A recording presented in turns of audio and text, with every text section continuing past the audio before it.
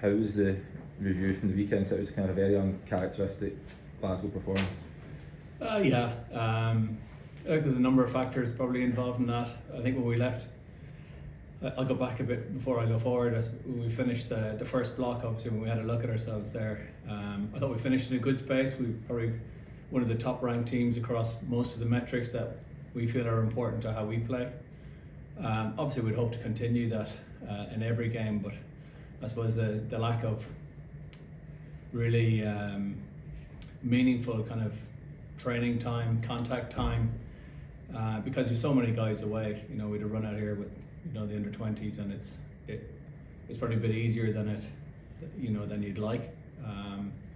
That's their first session, so they're doing their best for us to try and help us. But we were probably just a bit contact shy, and that showed in the first 10 minutes. Scarlets they were a bit further down the road, even though they had a few guys involved with Wales on Saturday. So, but like they really went for it, and it was one of those days we were a little bit off in certain areas, and it's hard to put your finger on exactly why. You travel so many guys, but look, we made a commitment over the summer in the absence of senior players, some foreign players that we had, that we got to bring the next generation of Glasgow players through, and that experience will stand to them in a good space. So while we didn't play the way we wanted, obviously we didn't get the result, but we still felt it was a meaningful exercise for a lot of younger lads. Do you feel that kind of first game back after the break is kind of sort of an anomaly? I know Franco mentioned that they played a friendly, didn't they, in the lead up to the game. I think they trained with the Welsh national team. Is that something you think maybe benefited them in terms of that kind of contact area? Definitely, yeah. It's it's not a contact sport, it's a collision sport, and you got to be primed and ready for that. And some things that we pride ourselves on, and that's where we finished the first block. So obviously we endeavour to go out and start this second block in that way. But I think we played Scarlets in the exact same fixture this time last year, and except we played them here in Scotland, and it was a dogfight as well. And we blocked down a drop goal in the last play, so that's how fine the margins are. But it was a game that just went away from us, and we just couldn't claw back. So look, we got to take the few learnings that are there, and but move on. We've got massive games coming up, and we know we're better than that. Speaking of that game coming up, how's the kind of injury? Because you came through the first block of the season pretty well in the injury front. I mean, is there anyone coming back, or has anyone picked up a knock in training or in that game at the weekend? Look, Kyle Rowe was the only one who got a bit of a bang on his knee, and that's going to be assessed today. So hopefully it's not too bad. He said he's feeling okay. So hopefully it doesn't scan as worse than he feels. But everyone else come back from international. We've got 8 or 9 guys who were on a break last week, so they're fresh and eager to go. And so what great way to kick it off with Champions Cup. Just sorry on. I was just going to say, when you're expecting to make changes, and the guys who played at the weekend, does it feel like a completely different fixture, or can there, will there be a reaction from what happened against Scarlets? I think there'll probably be so many changes. It'll feel, and the occasion when your first Champions Cup game of the year, it's that change of scenery. You're playing against opposition you're not overly familiar with. Albeit we have a small bit of history with Sale in the past, but Sale this week, Toulouse next week. It's right at the top, of the club rugby. So the lads, look, we'll take the little learnings. The younger guys will benefit from the weekend, but I think any of the returning internationals will be moved on really, really quickly. I mean, in training today, it'll all be about Sale and less about Scarlets. Is this a period that you, as a whole staff, look forward to, knowing who you're going to be testing yourself against, knowing that it comes thick and fast week after week? Yeah, I think staff, players, fans, it's an exciting time, and we've worked hard to get into the Champions Cup, every year, and we've got some cracking fixtures here for our fans to, for us to showcase our game. We don't feel that we're going to be too far off.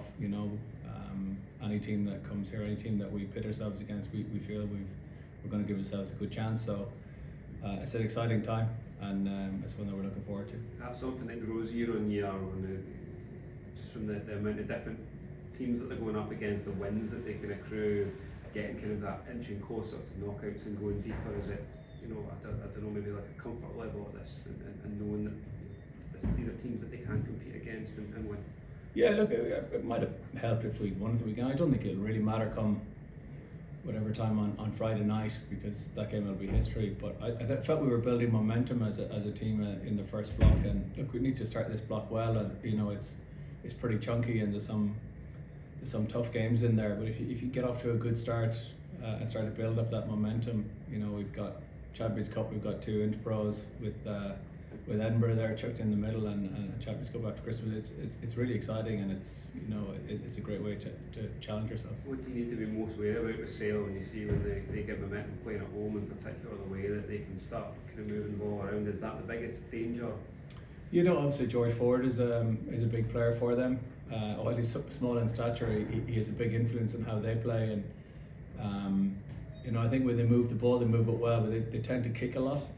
So again, it's part of the game that's becoming really important to master is the aerial battles, and you know, obviously the chasers get a free run to the catchers, and you know, it's open season there. Sometimes it's sometimes not fair, and the guy catching the ball is players can just jump into them, and you know, it's fair game. So it's challenging, so we got to make sure that we're good in that area. It's but they have a physical pack as well, and so they have some great players, some that we know about that are involved in the Scottish setup as well. So it's going to be a great challenge. We played them here last year, and I think as well they'll be out for revenge. I think we certainly in the first half they got a view into a pretty good version of our game, and I think we were probably out of sight by half time.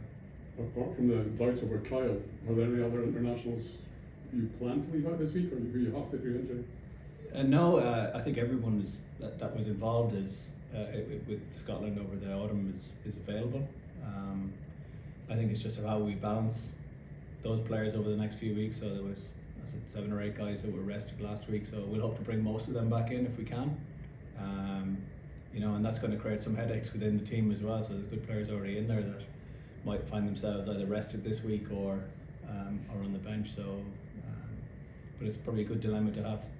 And when you talk about Saturday's game hopefully being more or less a distant memory, like you said, by the time you play Sale here, play Sale in Manchester, does that really mean that you can discount the Scarlets game as an aberration, or are there longer lasting lessons to learn from it, even for this time next season? So, well, we said we committed to bringing the next generation of Glasgow players through, so I think for all the younger players again to travel on the road and was their prep. It was tough. I mean, the weather was atrocious, the pitch was slippy. It was just really challenging conditions, and again we just failed to get a foothold in the game. And they've gone through it themselves, and they've had a look, and us as coaches we've looked at areas as well. But we'll definitely take the learnings from that. But from today, there's bigger fish to fry now in the next few weeks. And I guess for some of the younger players, it's about how you respond to adversity, because that can sometimes teach you more lessons than another routine would. Yeah, I think you don't, as Frank used to say, you don't need to lose to learn. We can also learn by winning, but there's lessons there. You need to be on your game, and it's just about playing in the moment, making sure you look after your role, in the moment that you're in.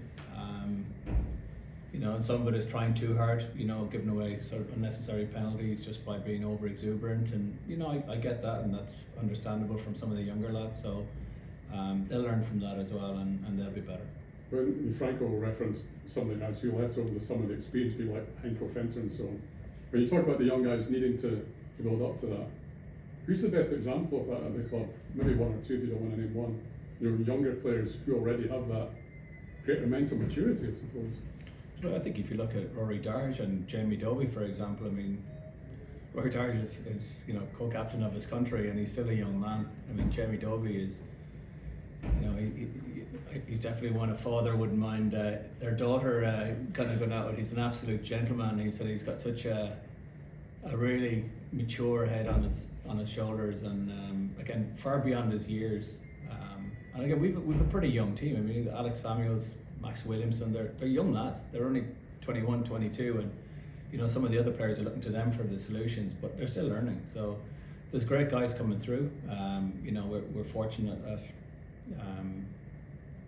we have some really good established internationals, but there's really good up and coming players there into the squad that are going to make, I think, solid international players in the future.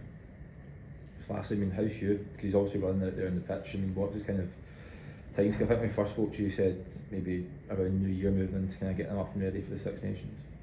Yeah, he's still on target. Yeah, he'll be well good to go by Six Nations. We hope if he keeps tracking the way that he is, he's running well. He's starting to push the limits a little bit further every day, and you know, it'd be great to have him back this side of Christmas, but it could be just at a little push at this stage. So if it's not the second Edinburgh game, maybe the first game after in the new year.